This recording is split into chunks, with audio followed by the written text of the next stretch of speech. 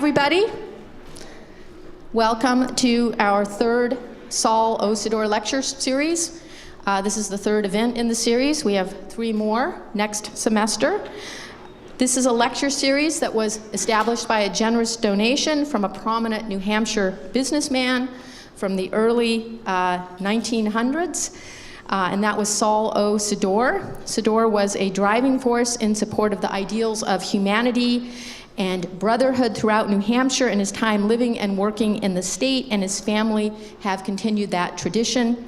The Sidore Lecture Series is a venue for critical and controversial approaches and how these bear on contemporary issues in society. This year, our series is focused on addiction, mental health, and the opioid crisis. It's my pleasure to introduce to you this evening Professor Wayne Beach from the School of Communication at San Diego State University. Professor Beach is also faculty on the Joint Doctoral Program in Public Health. He's an adjunct professor in the Department of Surgery and a member of the Moores Cancer Center at the University of California, San Diego. Wayne is a researcher of how families and healthcare practitioners talk about illness. He uses audio and video recordings of naturally occurring interactions between family members and healthcare practitioners talking about some of the most heart-wrenching and trying circumstances that people experience. With some 30 years of research, he provides us with invaluable insights into some of the ways that healthcare practitioners and families can cope with these circumstances. He's shown us that in addition to dealing with life-threatening circumstances with fear sometimes and uncertainty, people also use humor, hope, and stoicism. He's an expert in the importance of the words that people choose in interaction, their facial expressions, their body positionings, and his research offers important findings on best practices in communication between healthcare providers and patients. Wayne has published over 90 books, articles, chapters. He's received numerous awards for his research and his teaching. He is the director now of the Center for Communication, Health, and the Public Good. Recently, he has produced a theatrical production that's based on his research, which is called When Cancer Calls. And he's also the producer of a recent PBS documentary based on his research called The Journey Through Breast Cancer. We've asked him here today to share some of his insights on what has become a national public health crisis, which is addiction and the abuse of opioids. So please join me in welcoming Wayne to our lecture.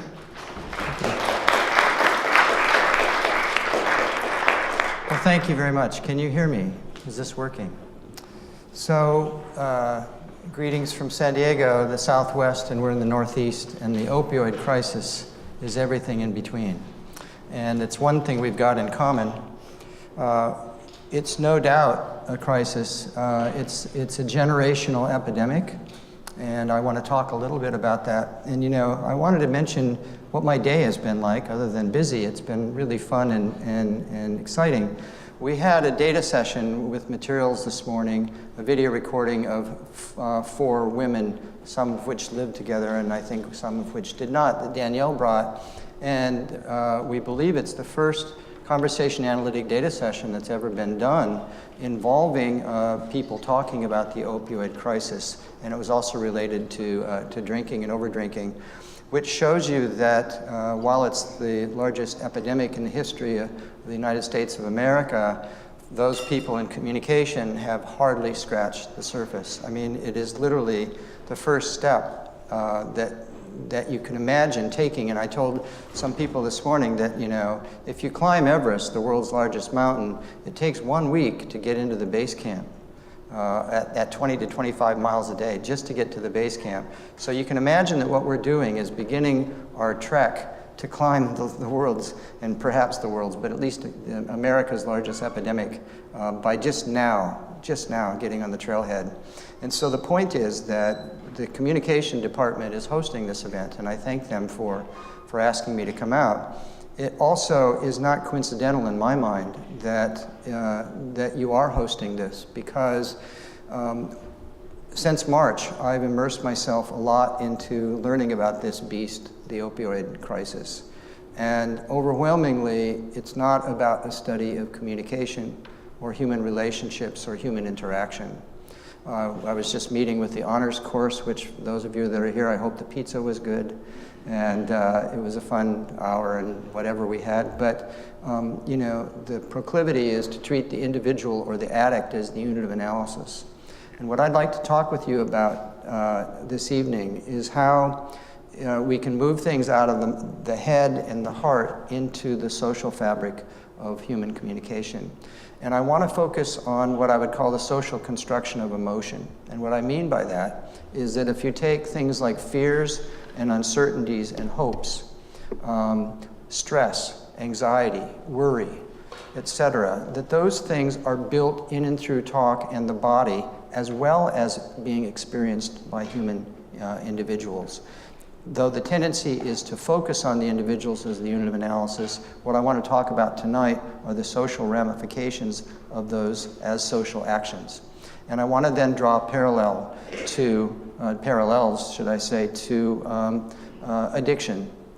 Because when I start through materials, for example, I'll ask a basic question that obviously cancer patients that I'll show video recordings of are fearful of cancer. It's the #1 health fear. What does fear look like communicatively for people dealing with the opioid addiction?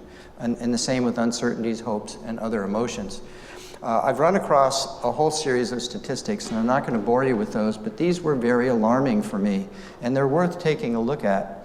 The whole notion that we're only 5% of the world's population, but 70% of the global opioid supply comes through us, and that's the usage.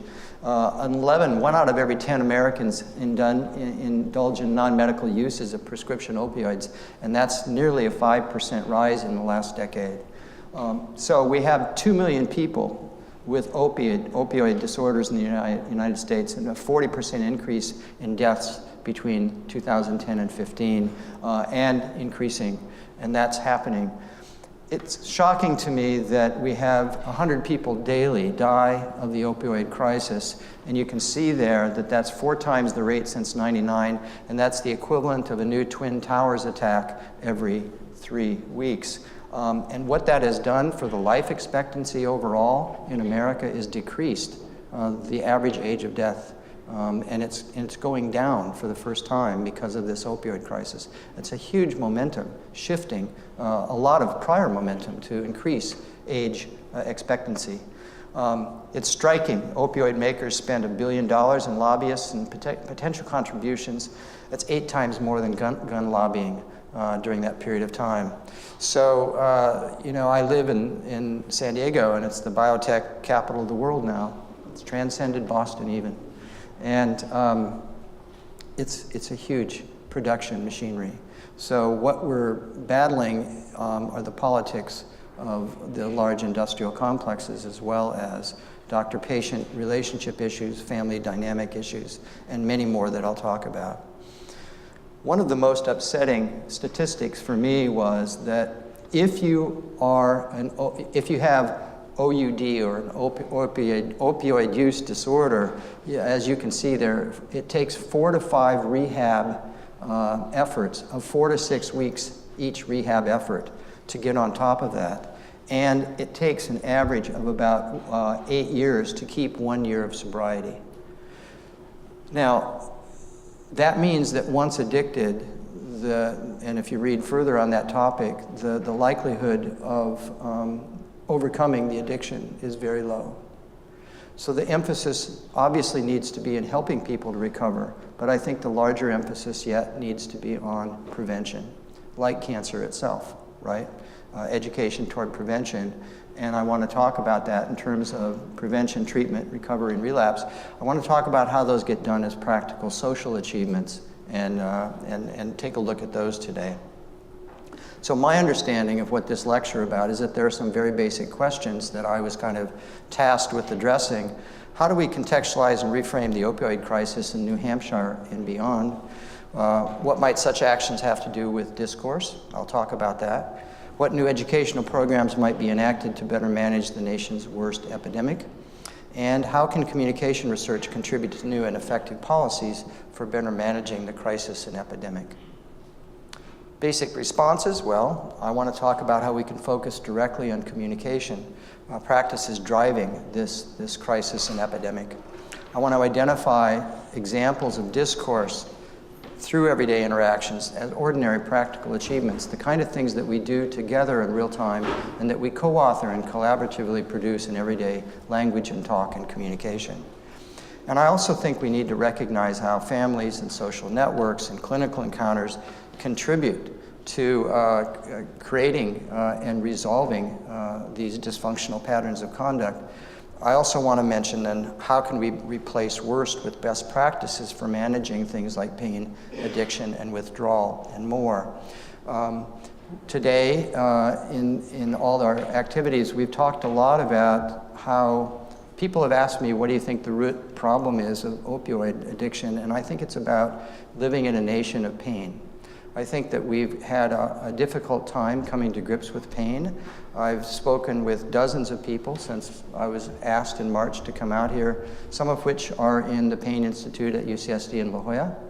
And almost all people talk about pain being something that we've also tended to locate in individuals. Mental pain and strife, physical pain, emotional pain. But I think we need to broaden the horizon into communication and understand how pain gets negotiated and managed in clinical encounters and in other environments as well. I think we need to make then a reflexive turn. If you know Escher's work on the artist drawing the artist reflected in the globe and the hands drawing the hands, it's kind of basic staple of reflexivity in my mind. We need to develop new ways to communicate about communication and how it's contributing to addiction. And we need to also make sense of sense-making in a new way. And we need to turn it on its side and take a new look again. We need to render as problematic what we routinely take for granted. And I think that, again, the literature and the treatment and the rehabilitation programs built around the opioid crisis have focused predominantly on individuals, not on communication and the social network and milieu that we live within. And I think we need to transform illness and disease into interactionally organized social actions and as scenic practices that we hear and see daily in relational contexts, not just in the mind or in the heart. So it's a call that I would like to make to be reflexive and to as Harold Garfinkel used to say, and Harvey Sachs as well, if you look away and look back, you see the same world, but you see it anew, and you're aghast at what you see. And if you can reflexively do that, then we stop taking for granted what's been there all along, and we see it with fresh eyes, and thus we can take fresh approaches to it. So I want to talk about my immersion into the lexicon of opioids. You can see in the top bullet that these are all listings of various kinds of drugs, which I must admit I didn't know a lot about before I came into this. I can't claim much expertise on that. But it is a long list that could take up 3 or 4 full slides in small print. And you know about this probably as much as I do.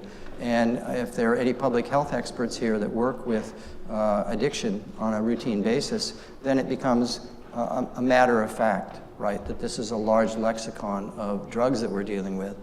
And these other phrases, things like narcotic overdoses, euphoria, drug-induced nirvana, and dope sickness, I'd never really read about until I was asked to come out and talk about this. And I think dope sickness is a very interesting phrase in and of itself. And there's all that stuff. But the listing of the terms in red, I would ask this about. For example, this is routinely in the literature on the opioid crisis and addictions. So if you take family dysfunctions, it's noted, but it's not unpacked. It's not addressed at all as a communication issue. And so the question then becomes, what are the dysfunctional nature of families? What's contributing to things like addictions? How is addiction managed? And how is that in and of itself a crisis? How about caregiving conflicts? How do those get done in human interaction? You can go down the list. Medication-assisted treatment. Well, how do they enact that in real time?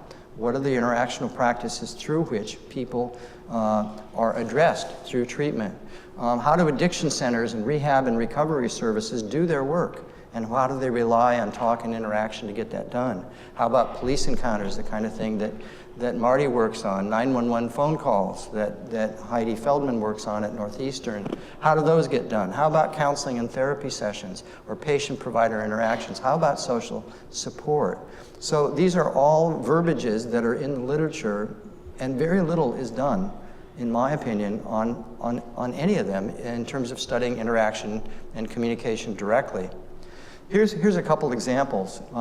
Opioid use disorder is a chronic relapsing medical condition with multiple factors playing a role in impacting patient cravings and relapse to illicit opioid use. So this is an example of how the tendency is to describe something like that as something that an individual has and has to cope with, not the communication system built up around it. Or even more clearly, it's a serious mental condition which requires adequate medical assistance. Well, what do we know about the medical assistance of addicts? And what do we know about best and worst practices? Not a whole lot, as best I can tell. And it goes on. The patient may need medically supervised detox programs to remove the toxins from the body and manage the accompanying withdrawal with symptoms. I get it. Detox is an essential step in facilitating recovery. Therefore, therapists must encourage patients' participation in the process. What does encouragement look like? Do we have video recordings of therapy sessions of dealing with rehab? And the answer is no, we don't. So we don't know the role of communication in managing addiction and the best or worst practices, which if you're going to create policies that could be legislated, and if you're going to change the ordinary way of approaching something like this, you have to identify the range of best and worst practices. You have to evaluate those practices. You have to do interventions and campaigns to assess their impacts, positive or negative, over time. And if you don't do that, you can't build a policy legislative mandate. So if you really want to change the state laws of New Hampshire and focus on the social implications of addictions and communication systems and patterns and practices that make that up, you have to be in a position where you're going to identify best and worst practices. And that moves us into a discomfort zone because as conversation analysts, we are very careful about describing and explaining the world and not prescribing how it should be. But once you see enough patterns, you begin to realize that I work with cancer, there are better and worse ways to do things. And we were just talking in the honors class this afternoon about 70% of all cancer patients' emotions are not addressed by oncologists. I'm sure that that's carried over at least that much, if not more, in addiction interviews, right? So if the basis of addiction is emotional upheaval, which in most cases it is, and all sorts of other issues, and if those are taken into medical encounters and therapy and counseling sessions, and those emotions are raised, but not addressed by patients or by doctors, and in fact avoided and disattended, then what chance do you really have to help intervene and change people's lives and heal them? So there's just one example of the kind of thing that I would like to argue is relevant. Now, the more doctors prescribe, the more money they make. What's behind the scenes on this one? How do the biopharma companies create relationships and negotiate with doctors to prescribe their drugs, to get them in patients' bodies?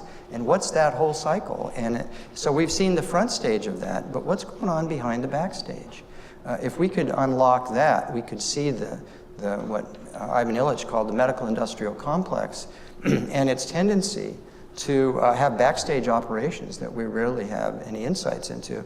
I think that's just sitting there ripe, waiting to happen. And I tell you what, you'd be fought every step of the way for revealing what really goes on in those negotiations.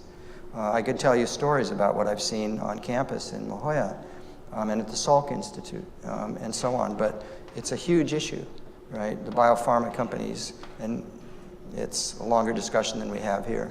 Here's an example. Now, how about the role of communication with opioids in families?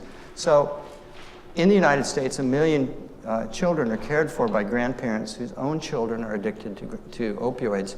In the state of Utah alone, where I got my doctorate, there are 21,000 children that live with their grandparents. So what's going on with grandparent caregiving, right? If any of you are grandparents or have dealt with grandparents, you know that many people, that increasingly grandparents are caring for children who, because their own children can't do that. They have addictions, they have health problems, they're incarcerated, in this case, maybe opioid addictions. So kids become, in the literature, parentified. What does it mean when a child takes care of a parent who's addicted to opioids? And what are the communication practices that make that up? And how could we enter into that, discover it, expose the machinery that drives it and the practices that buttress it up, and figure out what's going well and what's not going well? Because that's true not just with opioids, of course, but with alcoholism and drug abuse and all sorts of other forms of addiction that kids end up parenting their parents. It's something that happens, it's routine, but we haven't studied it much at all in the communication discipline, and I think across the social and the medical sciences. It's just not there. So let me tell you, by launching this, I guess that was the introduction. That's just now the introduction. Let me give you 3 anecdotes of what happened right after I agreed to come out here in March. First example, I'm going to a concert to hear David Byrne play Talking Head stuff, for those of you that are Talking Head fans, and in his new concert tour. And I'm sitting with 4 friends. And the man to my right is a good friend, and he's a well-known hand surgeon in La Jolla. And he said, "What are you doing this summer and this fall? What's going on?" And I mentioned this was one of the things I did, and he started laughing, almost uncontrollably. And I said, "What are you laughing about?" And he goes, "Let me tell you about opioids in my healthcare system," which is a very prominent system in San Diego. He said that they have discovered that patients who pursue overprescription of opioids and other narcotics and painkillers, if the doctors don't grant the prescriptions, the patients go on to the Price-Ganey patient satisfaction scales and ding them, and they go on to Yelp publicly and ding them. And he said the vast majority of the doctors he works with have caved in on that because their merit, their financial merit, is based on high patient satisfaction ratings. And he said the patients have figured this out. They figured out how to get work around that. And some of my very esteemed colleagues who are excellent surgeons and other forms of care providers don't want to go that route. And so they just overprescribe. And that was the first story I heard a week after you. And I said, well, you don't want to hear what I said. You got to be blanking me. You know, I couldn't believe that would actually be the case. But it was. Second example, 2 colleagues live in a large acreage on the outskirts of San Diego, heard about this talk because we were talking about it, and the woman told me a story about her brother who lives in Illinois who freaked out because he didn't freak out, he ran out of opioids. He'd been on them for 2 years and was addicted. And he was on the phone and he mentioned that to his sister, my friend, colleague. And she said, "Well, what are you doing?" And he goes, "No problem. I've got 10 neighbors within a mile that I just go borrow it from." And we do that with each other when we're in between trying to get prescriptions that are hard to get. And I couldn't believe that, you know, there's a system where they can't live without it and all you got to do is go next door and borrow them. I go to my library and I pull a book off the shelf called The Culture of Pain, written by Morris in 1991. I was telling someone about that this morning. I guess it was you. Perhaps pain is most like love in that it comes of its own accord as if obeying laws from whose knowledge we remain almost totally shut out. You know, it's funny, in terms of communication research, it seems to me that we know very little about love as social actions, just like we know very little about pain. And it was so interesting for me to read pain and love in the same sentence like that. But at the back of this book, I had put a newspaper clipping from 2002 by Jane Brody of the New York Times, who writes on health and issues. And the whole argument of that was that drugs for pain are misunderstood. People in our culture are dealing with too much chronic pain. We need to be less uptight, and we need to be prescribing opioids and not worry about addictions because it's better to be even slightly addicted than to deal with chronic pain, because that changes people in ways that we don't want to have happen. That was in 2002. And I'm reading this. It was stuck in the back. I never would have run across it had I not pulled this book off the shelf from '91. And I thought, well, what the heck has happened since 2002? And I would, I would really like to talk with you about how we were under-prescribing, and there was a push for prescribing more. We moved to over-prescribing, and currently, many cancer patients and other people with serious chronic pain can't get adequate prescriptions because of the restrictions that have now been legislated. And all these phases historically are just fascinating to me, and I think it's a great longer discussion and be glad to talk about it. I think that there are, I've been talking with some of you about Vince Folletti's work in San Diego on the Adverse Childhood Experiences Study. I mentioned it in the honors class just an hour or so ago. I think that if you don't know these studies, you should look them up. And it's shown the extent to which you're verbally, emotionally, physically, sexually abused, that your parents are incarcerated or they're alcoholics or addicted, etc. To the extent that that happens, you live less long and less well as an adult.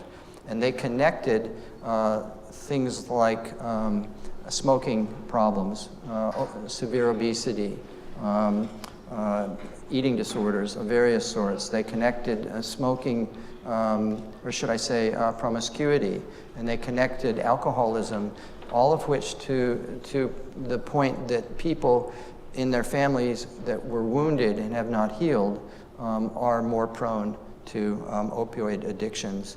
And so it seems to me that we ought to be looking, as I've said to some of you today, not just at the oak tree above the horizon and the big branches and the foliage, but we need to look at the extended root systems. And he's developed interviewing techniques for going at patients' root illnesses and their problems. So how does pain get interactionally managed as well during clinical encounters? And I'll mention something about that. So here are the classes of social actions. I want to show you video recordings from the cancer clinic, and I want you to be thinking about how those video recordings could reflect and provide insights about addiction. I think there's a lot of relationships between the two. I want to talk about the notion of some of the work I've been publishing lately on making cancer visible, how patients display fears, uncertainties, and hopes. I want to talk about stress as an interactional achievement. What does stress look like in talk, in interaction, not just as an individual phenomena? I want to talk about how patients justify their wellness. Cancer patients, believe it or not, routinely try to convince their oncologists that they're well, even in the face of terminal illness. Because I went in to study sickness and demonstrating sickness and pain. We're still doing some of that, but what I came out with was a series of articles on justifying wellness. I want to just quickly show you a little bit about that. I want to talk about upgrading and downgrading pain. I want to talk about the fact that when doctors announce good news to cancer patients, in the majority of instances, patients reject that good news. And so there's a discrepancy between good and bad news in patient-provider interactions. I think that's probably happening in addiction-related encounters as well. And basically, I want to go after the power of compassion and show you an excerpt where compassion is displayed by the doctor so that you can get at mind and emotion as social constructions.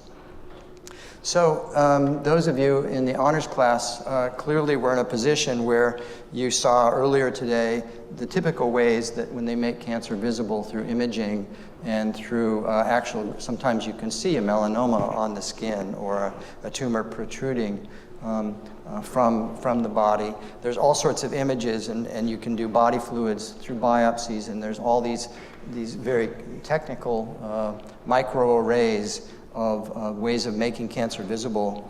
But the question then that we raised in an article in 2005 was, well, we're noticing in this cancer videos that patients are displaying what we call trepidations.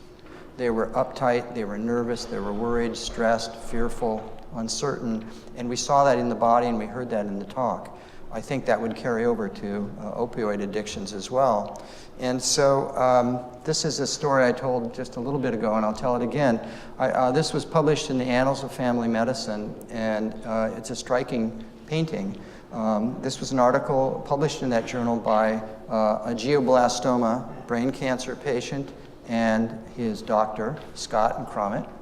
And this was the first painting that the patient had ever made, which is, I think, striking in and of itself. And if you look at it, and I asked the students earlier, what do you see? They said pain, shock, and clearly it's about fear and disgust and all sorts of other things. But it really stuck with me because it captures, I think, so many cancer patients' experiences. And I thought it was just something in art until I started analyzing. At the same time I was collecting videos, and I found a face just like this in an actual video recording, and I want to show that to you. So here's a video, and I just want to play it for you. It's called The Lucky One. Now, the area on your back, when was that removed, that melanoma? May of '99. May of '99. Mm-hmm. And there's been nothing that's recurred around that site? Okay. No more melanoma. Just that one. All right. Any family history of melanoma? I'm the first. You're the first? Yeah. Okay. The lucky one. And did you have a prior history of sun exposure? When I was a teenager.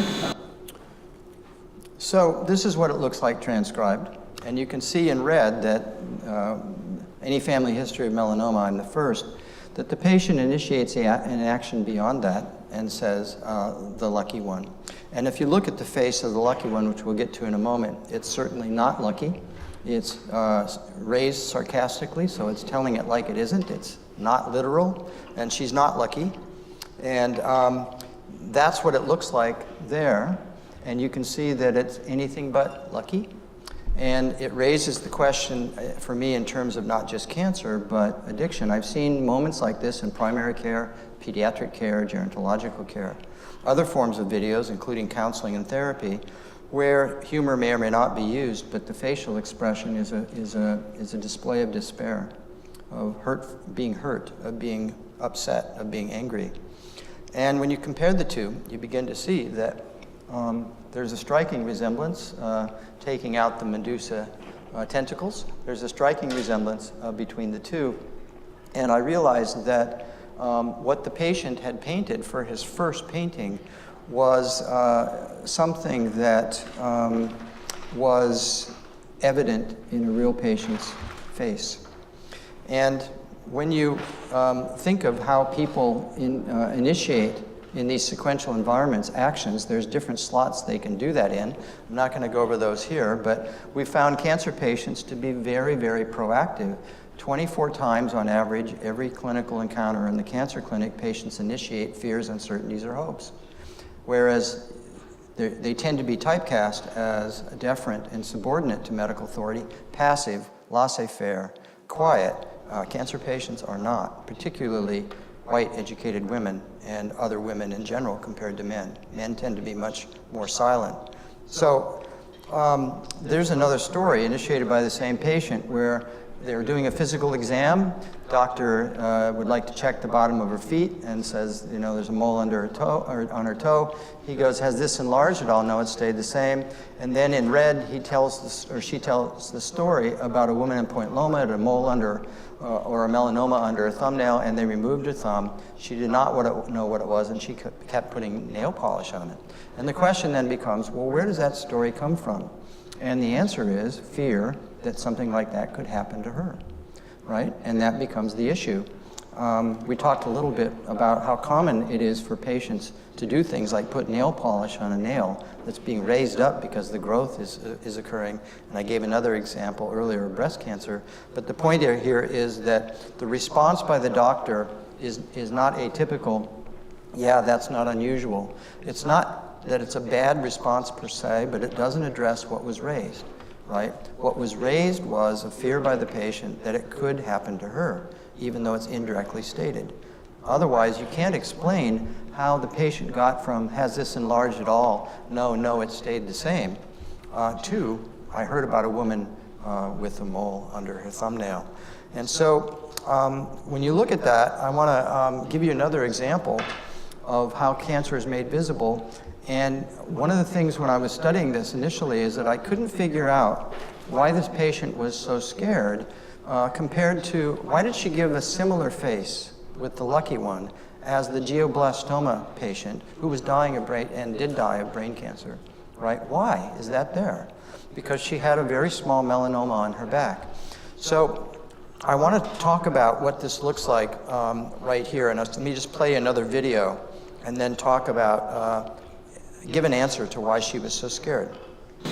If for some reason you start to experience any symptoms like fever or loss of appetite, losing weight rapidly, Right. if anyone says to you you're forgetting things, you know, things that would indicate that for some reason there may be a melanoma that's spread somewhere to your body, anything like that. To your brain. Then, yeah.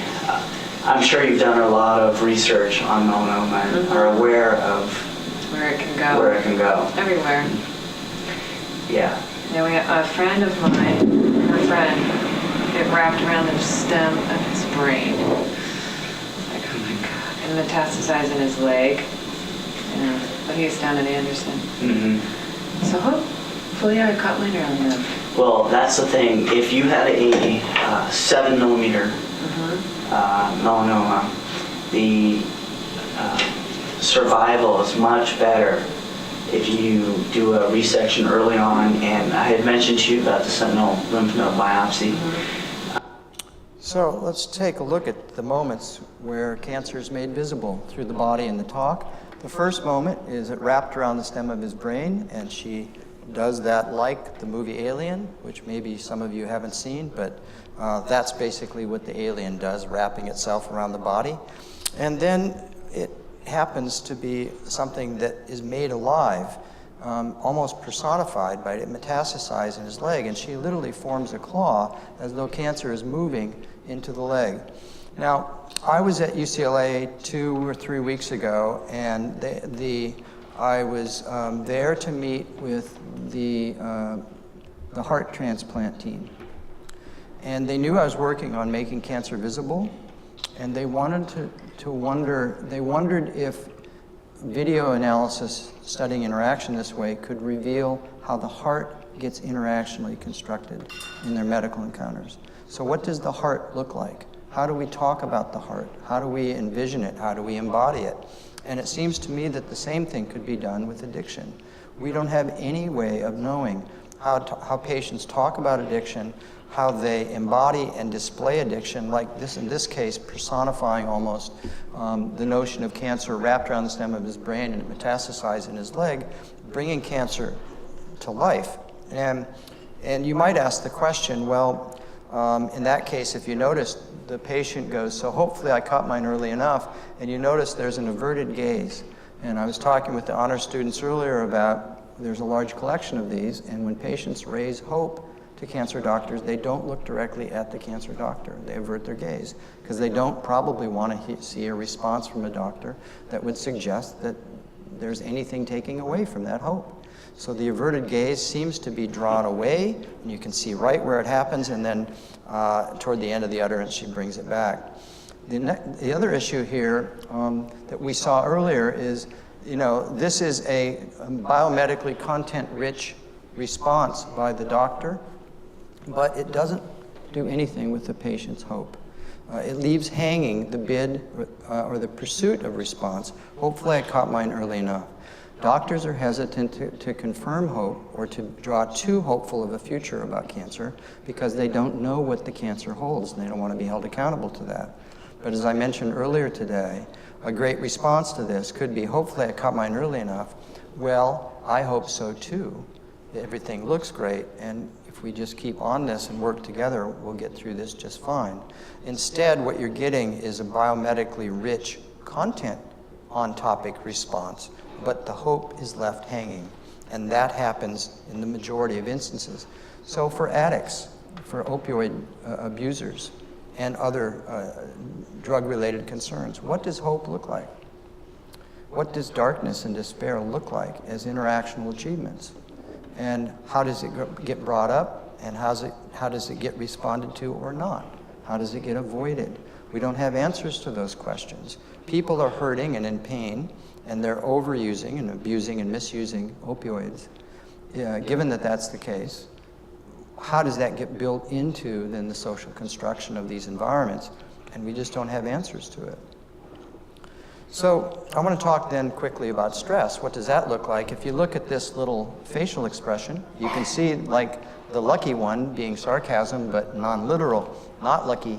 The facial expression looks scared or anxious or stressed or upset, where in fact the cartoon is, thank God it's only cancer. And you begin to see that discrepancy. Now, this is a woman in the documentary film that I've written and produced called A Journey Through Breast Cancer. And I want you to watch her hands when she references stress. Now, are you having any breast symptoms? Any breast pain, nipple discharge, any skin changes? I think I've only had like stress pain since finding out about the cancer. But that's actually been a lot better. That was just like the first day or two. But that's really it. Anything in the past with your breast? Have you ever had to have a biopsy in the past? Any abnormal mammograms? Okay. So if you look at that, are you having any breast symptoms, any breast pain, nipple discharge, or any skin changes? I think I've only had like stress pains. And she cups her breasts, doesn't touch them, but cups her breasts. And so is it coincidental that when she's referring to stress pains, the hands go over the breast, which are the very concern of why she's in the cancer clinic in the first place? And from the materials I have, the answer is unequivocally no. It's not coincidental at all. It's absolutely tied to the fact that is the focal concern of the patient. Now, what's also interesting, and I'll show you a series of these. I just showed you a couple where the doctors don't respond directly to the raised concern or emotion by the patient. Same thing here. I think I've already had stress pains finding out about the cancer, but then she offers some good news. But that's actually been a lot better. That was like the first day or two, but that's really it.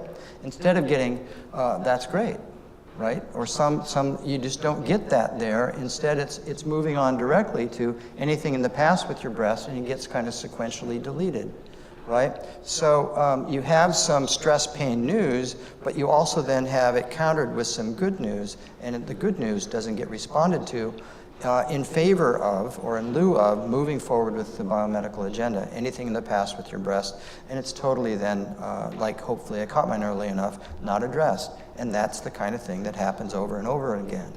It's very possible that addiction is caused by professional encounters that aren't effective communicatively, right? It's perpetuated. You might go in and come out a worse addict just because the emotional basis of the addiction is not being addressed and talked about during medical and counseling and therapeutic encounters and so on.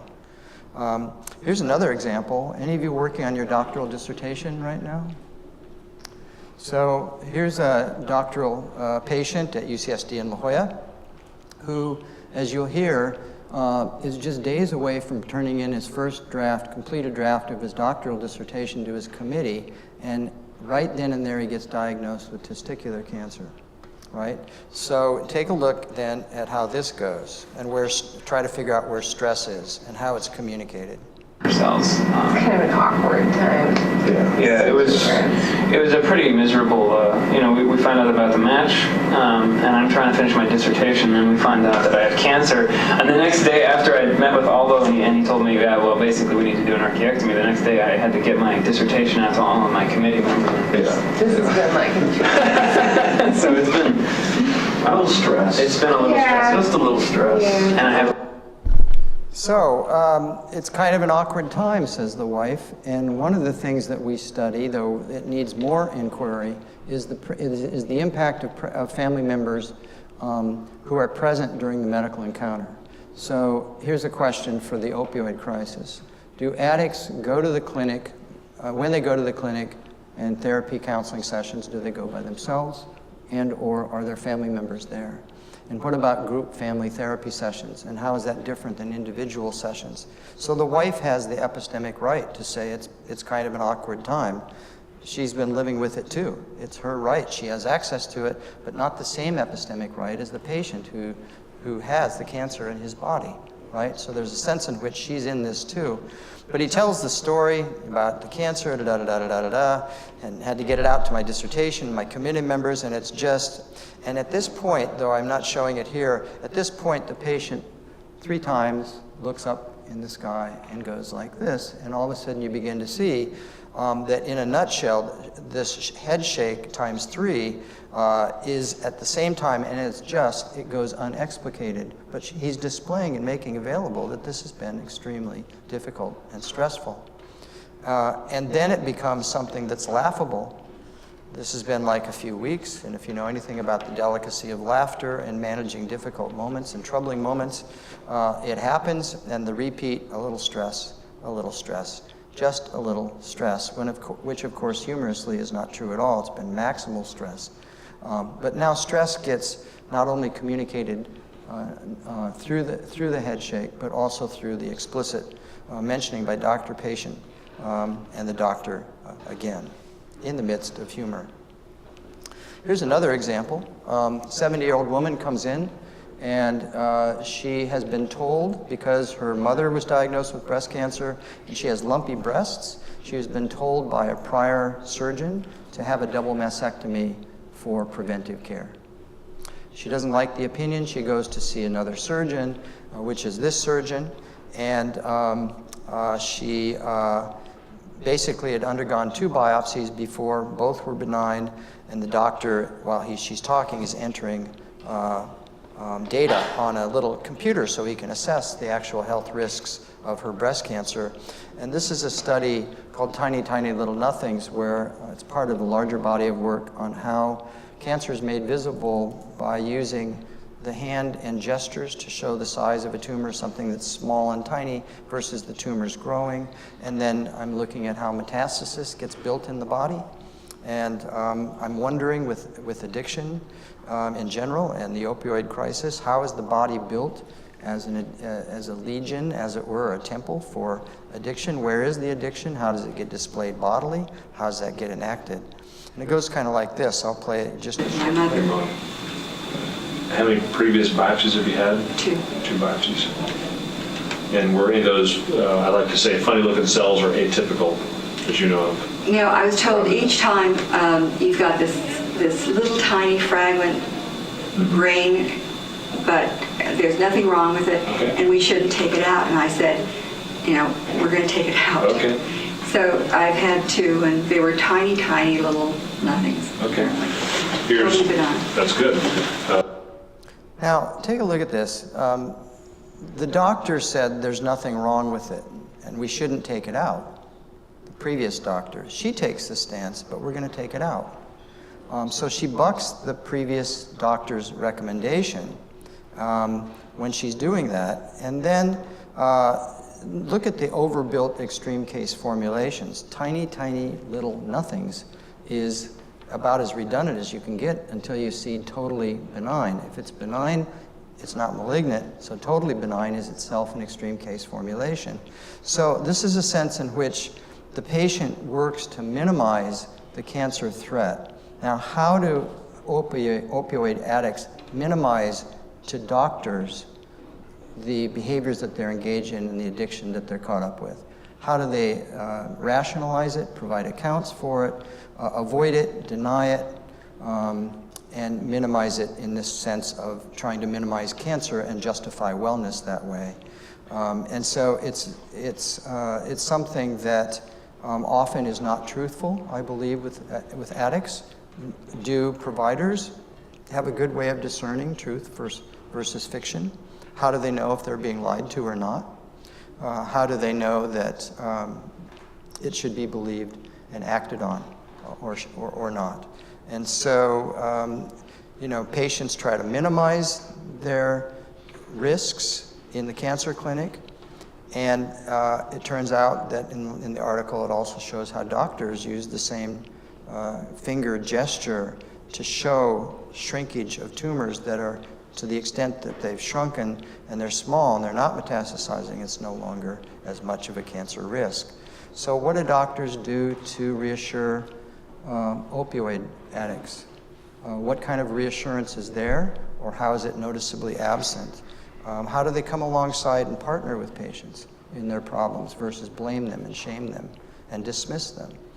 Those are all issues that are critical, I think, to facing any crisis that's involving addiction that we do not have answers for. And it's just sitting out there waiting to be discovered and applied and translated and put into educational programs to help provide skills that can address these issues better. So we're at, 6:30. We've got till 7. Okay, let me wrap up quickly in 5 minutes. Just quickly, methods for adjusting wellness. Nipples don't swell up. Look at the response. This is in Jeff Raymond's terms, a non-conforming response. Nipples don't swell up? No, I don't have any of that. I play ball every day. I play tennis every day I can down at the rec center. Question, why is the patient going into tennis in the rec center when he's asked if his nipples swell up? You can tell me later. Here's another similar example. Never smoked tobacco? No. Never smoked, never drank, never used drugs. That wasn't the question. So the yes-no answer was non-conforming and expanded. None of these bad things.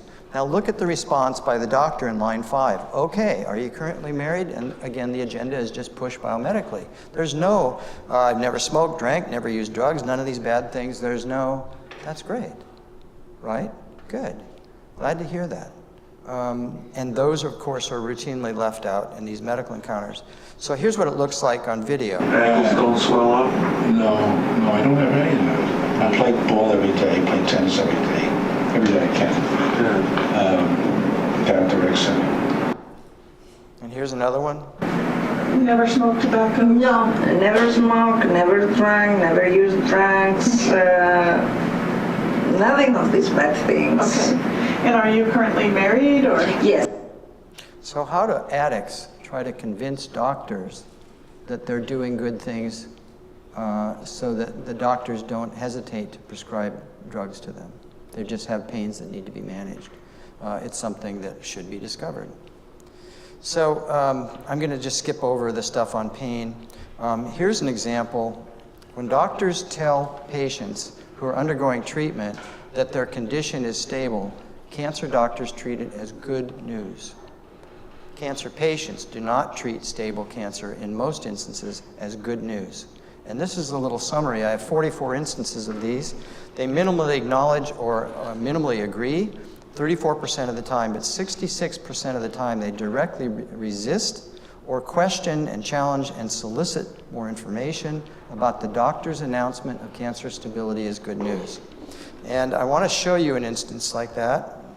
And it goes like, you've always been so perky when you've come in here, and I've been so happy because we've kept the cancer under control and you've had so few side effects.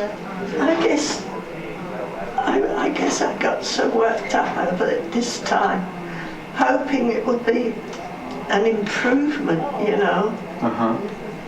and to find that I'm just stable is a bit of a disappointment. Is that pretty much what you're saying with this, that you're pretty much just going to keep it stable, it won't really shrink much? Is that kind of your prognosis? Well, sometimes these tumors are part of it are scar tissue, so we don't necessarily always see them. Right. Even if we have a response, we don't necessarily in this particular kind see them go away completely. So, stable is good. Yeah. Mm-hmm.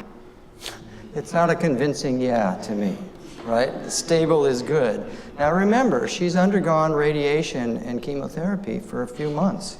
And if you go undergo treatment procedures like that, which are hard on the body, tough mentally, etc., they change your appearance, they change your eating habits, the whole thing, and you come in and say, the score is exactly the same. It's like training for a running race and working your rear end off and not making any progress and running the same time as last time, right? So she's disappointed. And so what I'm hearing is that when cancer doctors announce good news, the majority of cases, and it's not just about stable conditions through pathology, cancer patients are resisting and challenging, in the majority of cases, that good news. Now, if there's a discrepancy between what counts as good news and what counts as bad news, then for crying out loud, you've got issues to work out. Now, that must be occurring in opioid cases with addiction, right? What doctors think is a good way to go aren't necessarily going to be agreed with by the majority of patients. So how do those discrepancies get worked out? What are they, and what difference does it make? Because I'm sure that they're not on board. If they're not on board with cancer care, they're not going to be on board in opioid addiction cases as well. At the end of this interview, notice what happens. The doctor wraps it up all right, gives the patient a hug, and says, "You take care now, really, okay?" And the daughter, who's sitting on the side, says, "Yeah, she's a mess." And the doctor says, "I think you should get back to your bright and perky self." And the patient says, "I guess I don't have to bother with this." And what's interesting there is the patient, or the daughter and the doctor build an alliance essentially against the stance taken by the patient that stable news is not good news, right? And so I think it's very interesting that her displaying disappointment, because what do you want? You want your path numbers to go down. You don't want them to go up. But you want them to go down, and if it just stays the same after all you've been through, that's not good news. It makes perfect sense, but the doctor frames it as she's a mess. So that's some of the odd kind of moments that you find. So how do patients in addiction encounters, when family members show up do family members align with the patient, or how do they build alliances with doctors against the patient who's the addict? And how does that make a difference, if at all? It's a big question. So I'm going to show you one last video clip. I'm trying to build, in a lot of this work, what I'm calling a science of compassion. I'm trying to show what compassion looks like. I'll show you a last video clip, then we can open it up to discussion as well.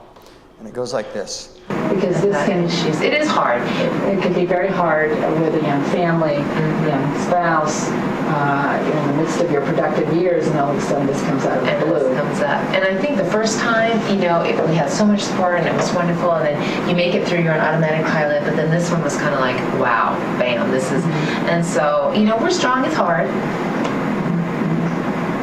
So,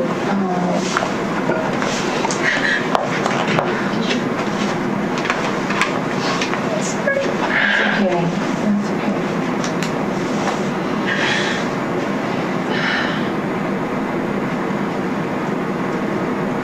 We have this effect on people. I'm sorry. That's a good thing. I've never done that in a doctor's office. No, I know.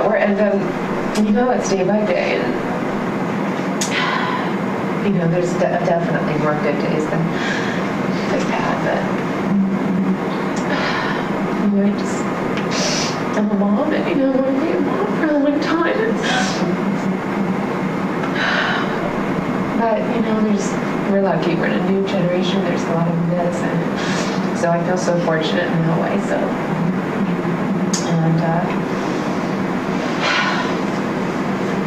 but to answer your question, no, I'm not. I might join a support group at the time of diagnosis. I don't think that's the time to do it, but now, since there's so many emotions that come out.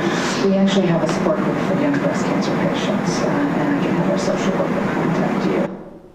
So this is our data for tomorrow morning in the data session, for those of you that will be there. Crying and laughing co-occur. They're not opposite. They're woven together very tightly. But the story behind this that I'll end on is this is a 37-year-old woman whose breast cancer has recurred, and it's come back pretty strong, and it's not looking good. And I asked an oncologist, a prominent oncologist in time when I was starting to work with this moment, when do patients cry? Most people think that they cry when they hear bad news, like you have cancer, or it's stage 4, or you have so long to live, and they may do that. But he didn't skip a beat. He goes, patients cry when they look at and start talking and or start talking with their family members.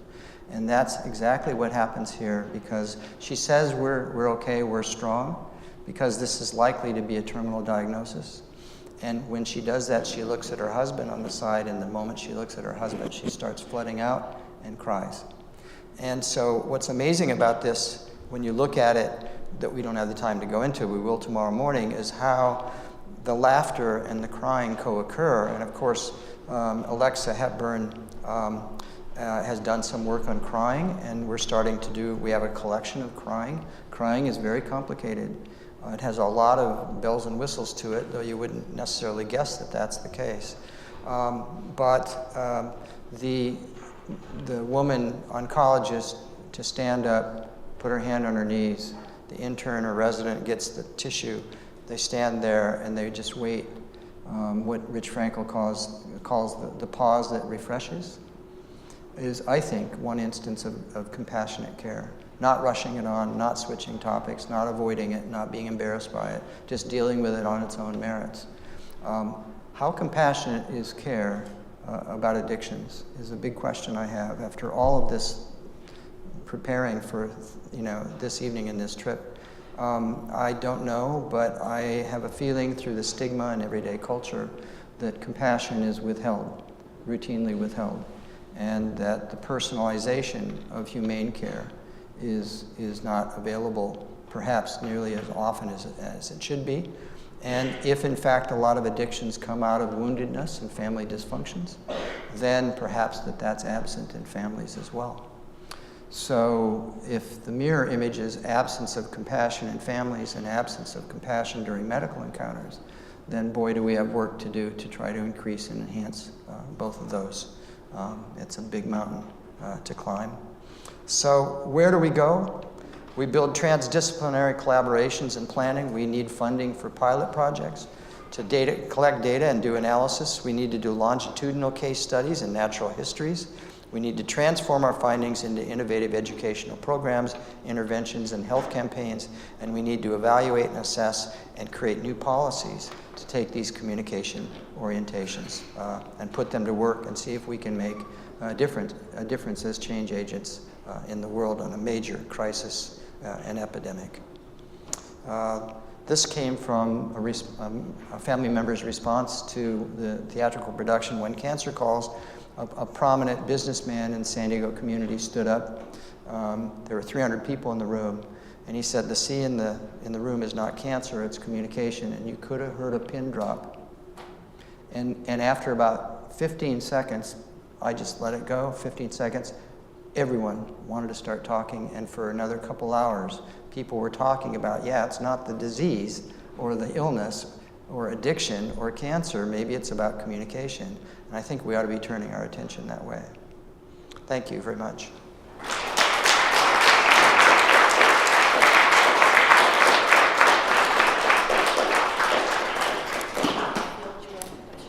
Yes, okay, sure.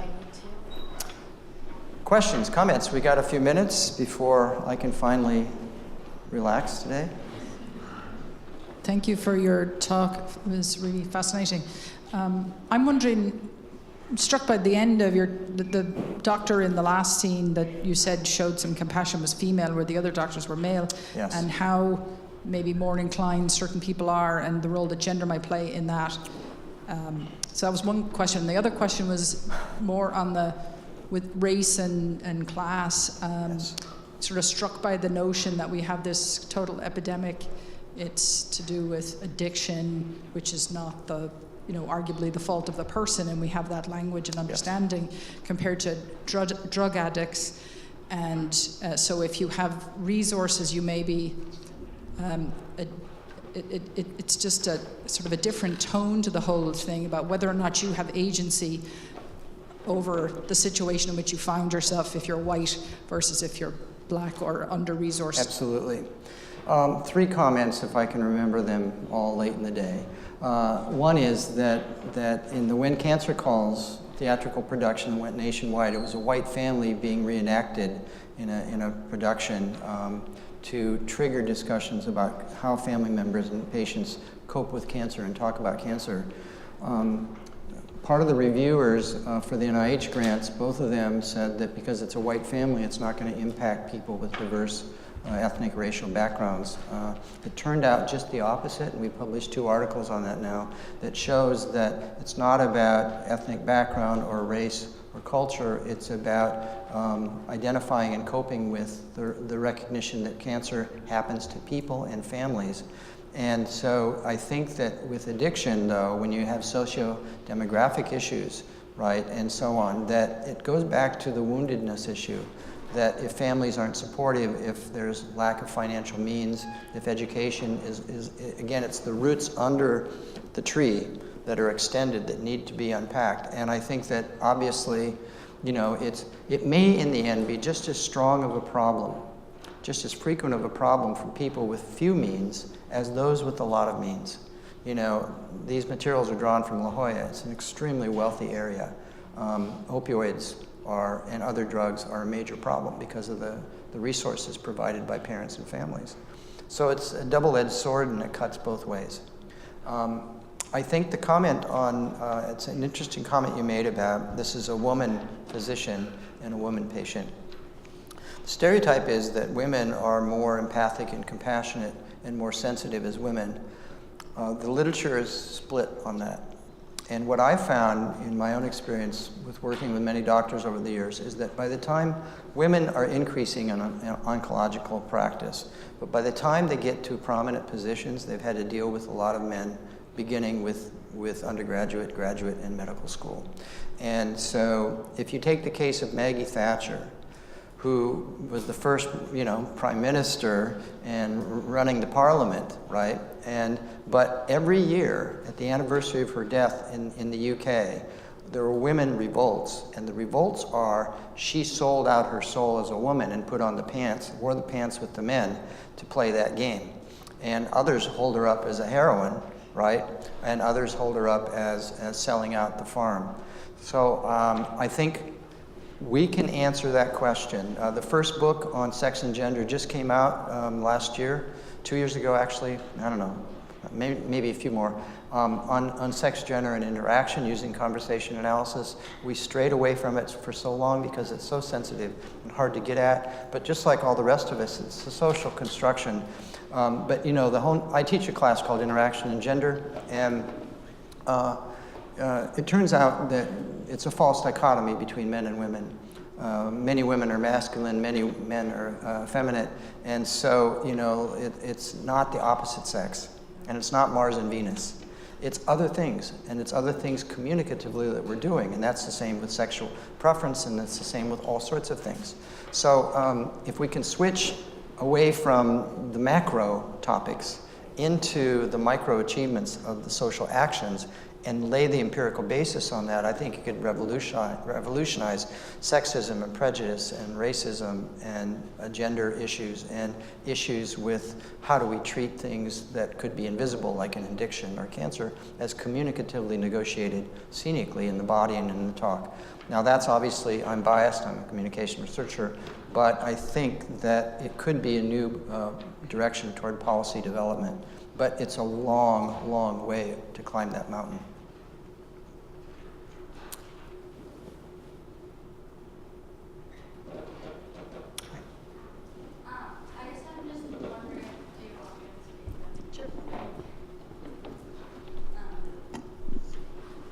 Okay. I guess I'm just wondering if you've read about or heard about how the potential for compassion might be affected by how we refer to people, whether it be referring to them as addicts versus people with substance use disorders, or abuse versus misuse, or just simply use, and how that, I guess, might be affected at a societal level, or just the individual level, because I feel like, I imagine that the terms that we use when referring to that, when we refer to people, just sort of, I guess, paints the framework for how other people might talk about it, or people who are less educated or less informed. No, absolutely. Of course, you know, if you go back to Goffman's work on stigma and the organization of spoiled identities, there's no doubt that the word addict is a devil term in culture. It's not a God term. And so people are looked down upon, they're stigmatized. Someone was telling me a story about an emergency room. Oh, right, one of my students, I think, where a person came in the emergency room that was really seriously injured, but wealthy, and then another person came in as an addict who was the same economic class and got mistreated in the ER because it was about an addiction and not about a car wreck. So absolutely, we call these in part membership categorization devices. There are ways of referring to people and putting labels on them, and labels can be and are disabling, right? And so we have ways of doing that for all classes of social action. It's part of gossip, it's part of stereotyping. This morning I was telling someone that there's this old adage that I've never met a minority I didn't like. So when you meet people that come from different backgrounds, there's a tendency to do fine with them when you generalize, and like take Hispanics and Latinos and Chicanos in the San Diego County, right?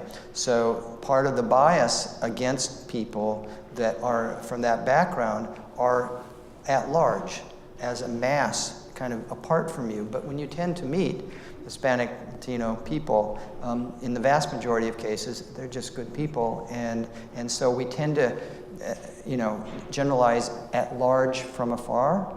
But when we're up close and personal, it tends to work out just fine. So we've got a lot of work to do, not just addicts and not just providers and family members, us as cultural members, and how we typecast and downgrade and stigmatize and hurt people by using the wrong labels. I remember when my kids were in grade school, how brutal grade school was. Unbelievable. It was so truthful and so honest, which in some ways is great. But if they didn't like you, they just say, I hate your guts, right? And adults find ways of face work, of course, where we hide those, and we act like everything's great at the party, and we smile and ha ha ha, and then we go tell people what a bad time it was. So, I mean, I won't do that tonight, but you get the point. So yes, I agree fully, and I think there's a whole body of work to be done there.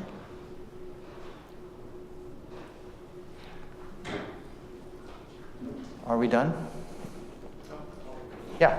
I like your making cancer visible observations, because something that can be transferred into the discussion of addiction. And I'm wondering if you might want to speculate on making addiction visible, the social construction of addiction. I mean, in an hour I'll go home and have a glass of wine. I'm looking forward to that. I don't think that's an addiction, but I think there are ways of constructing that as, a visible action that is connected to a dysfunction. So, well, I'm as curious about that as you are. About my wine, or? Well, no, the wine sounds very good.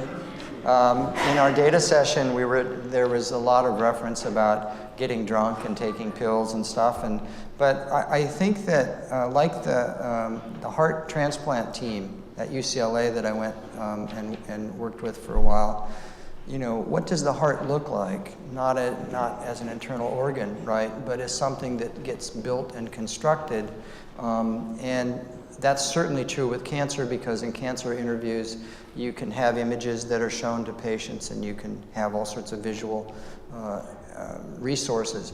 But in the interaction, as I showed you multiple instances of, like I'm having stress pains, it's a clear example of that. So I'm just as curious as you. If we could figure out what and how to get various kinds of video recordings and go to work on them, we could build, an empirical foundation of talk, referent, and visible display of addictive behaviors. And we could see things like lying in action, and we could see things like bidding for prescription as requests, and that's what Tanya Stiver's work has done at UCLA with antibiotics in pediatric care, where doctors want the earache to go away, they want the antibiotics, the doctor says no, it's viral, and then they come back because they don't want their child to experience pain, and it's disrupting their lives. So, what does addiction look like is a big question that I've come up with, and if we could identify it and show its contingencies and its moments and how the moments are organized, the practices that make those up, then we could show digital video clips to providers, and we can say, here are the kinds of strategies that they use to make requests for more addictions. Here's how they tell their stories. Here are instances of deception and lying. Here are instances of emotional displays that may or may not be authentic. And if you build a taxonomy of those, and you could do it online, right, with transcripts and with little written mini preliminary analyses as learning tools, I think you could make headway. A lot of these people are seeing patients routinely, but like the reflexivity thing, they're not looking away, breaking their gaze and looking back and seeing it kind of for the first time, like a breaching experiment, right? So I think we need to figure that out. I don't have an answer, but none of us do. And I think we need to realize that none of us do. And we need to put communication that should have a seat at the table, even though it's incumbent upon us to figure out how to move it forward. But if you can, there's something you can do with your health comm group. I mean, you could literally go after that and find out what it looks like to display addiction as a practical activity in real time through talk and the body. And I think it could be very powerful, just like the face of cancer or the lucky one. Those images stick with you. What are the images and the moments and their actions, the social actions that comprise them with addiction? We can't answer those questions without the real naturally occurring material, which is the call for this evening, obviously. I had a question, which is, okay. what do doctors do when you show them these videos where you have patients who are saying things that make relevant, say, compassionate responses or some kind of response to their fears or trepidations, and you've played some clips where the doctors obviously are not doing that. That last clip that you played, I've seen you present that before, and I feel pain when I hear it. This woman is obviously distraught, and the doctor and the daughter, as you say, are really unwilling to go to that place with her and taking up another kind of alliance that ignores that, and there's something painful about it. So do you show this kind of material to doctors? Do they hear it? Do they see it? And do they change their practices? So the reason that I've stayed a communication researcher and a faculty member and not gone into straightforward medical education is that if I work for a year and a half in publishing an article, they give me 10 minutes on a Friday morning for grand rounds with 50 doctors or 60 or 70 to hear it.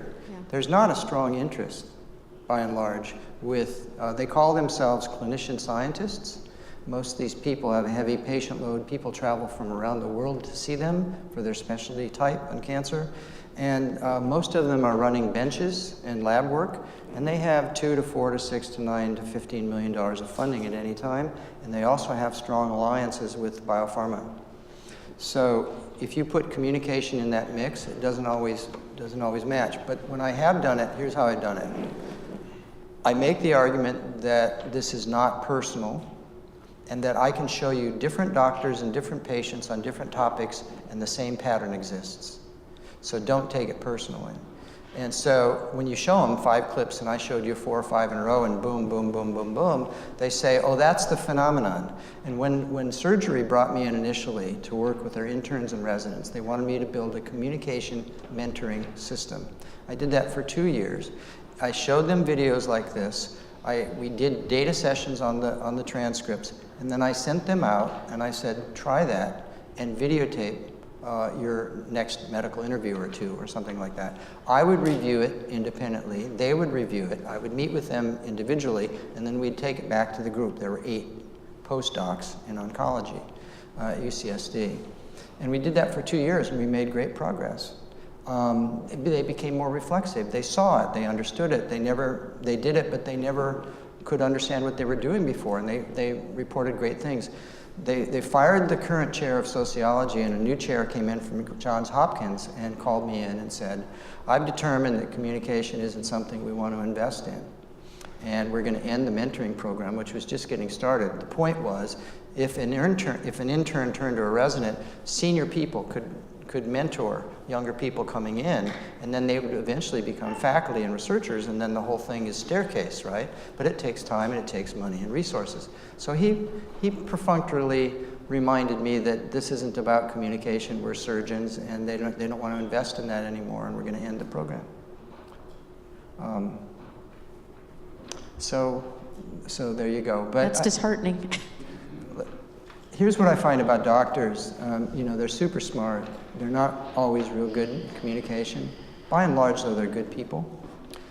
I think what they respect is people that take them on in arguments and discussions, and they're used to being deferred and subordinated to in medical care by people like us who may be professionals, but in the presence of the doctor, you defer.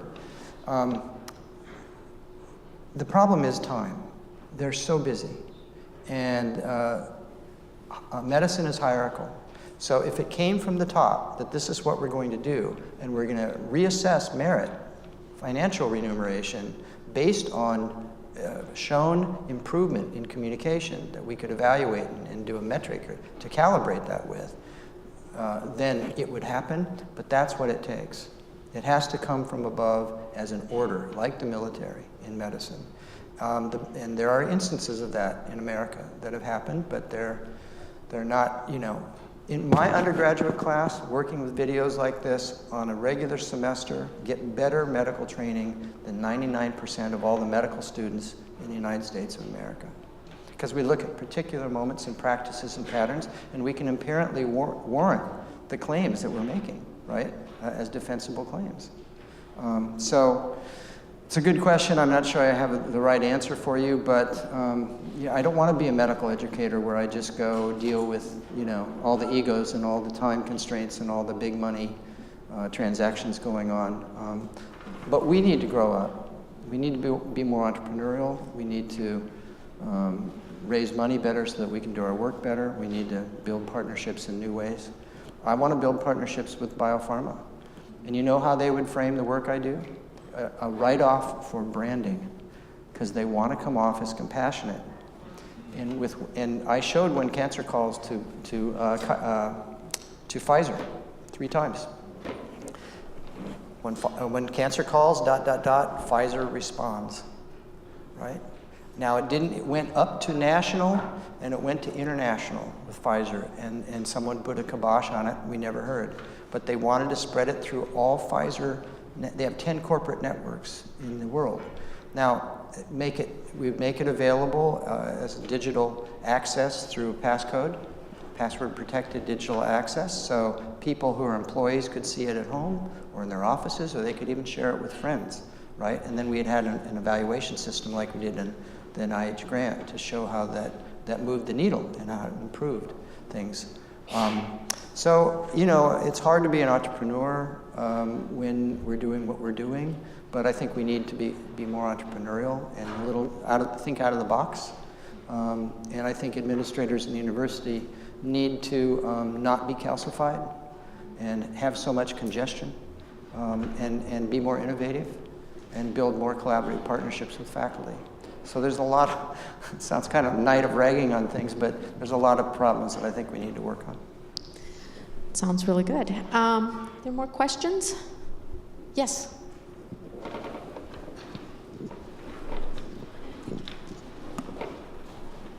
Do you believe the legalization of marijuana will have an impact on the opioid crisis?